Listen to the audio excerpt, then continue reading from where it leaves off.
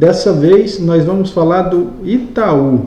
Será que mesmo diante dessa pandemia o Itaú conseguiu crescer? Vamos começar pela demonstração do resultado. Quanto à receita líquida, a gente pode ver que em 2020 ela caiu praticamente 10% em relação ao ano anterior. E o lucro líquido caiu cerca de 45,8%. Só que no longo prazo a gente pode ver um crescimento dessas receitas e o lucro líquido também vinha subindo. Mesmo isso acontecendo, comparado a 2007, as receitas evoluíram 440,8% e o lucro líquido 77,8%. No geral, a nossa média da margem líquida é de 15,8% e em 2020 ela caiu para 8,7%. Já o ROI, a média é de 18,4% e em 2020 chegou a 9,7%. Já quanto ao balanço patrimonial, mesmo que essa situação que a gente informou, o patrimônio líquido do Itaú aumentou. E a gente pode observar que ao longo dos anos ele vem sempre aumentando, com exceção aí de 2019, a mesma coisa para o total de ativos, que superou a marca aí de 2 trilhões de reais.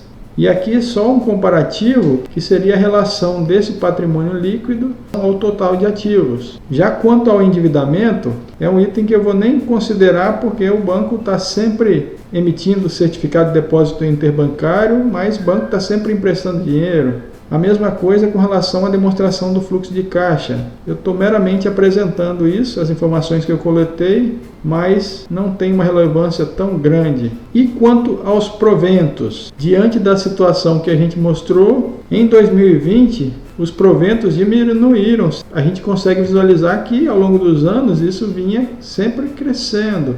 E em todo esse período de 14 anos, um aumento de 326,1%.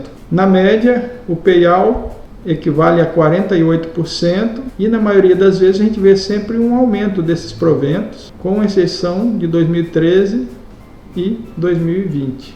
Agora, quanto ao preço da ação, quanto às ações ordinárias, olha quanto que ela estava valendo em 2007.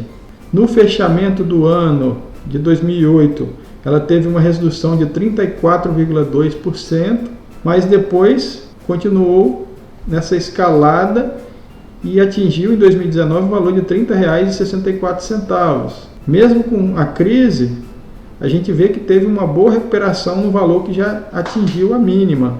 Em todo esse período de 14 anos, a gente vê que houve um aumento de 260,8% nessa ação. E a gente pode comparar a evolução desse patrimônio líquido, que foi de 387%. Já quanto à ação preferencial, esse aumento foi de 313,5%.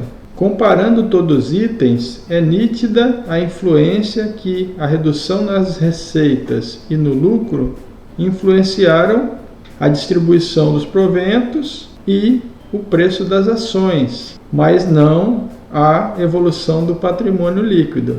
Portanto, o preço da ação ficou menor, ficou mais barato, e vamos ver o que vai acontecer no decorrer aí de 2021, se esses números aqui em vermelho vão sumir, já que 2020 foi o ano que a gente usou como base e que influenciou negativamente esses números. Porém, serve de exemplo para ver como cada empresa consegue reverter essa situação de crise ou até mesmo não ser afetada por ela. É isso que a gente tinha para dizer e até a próxima.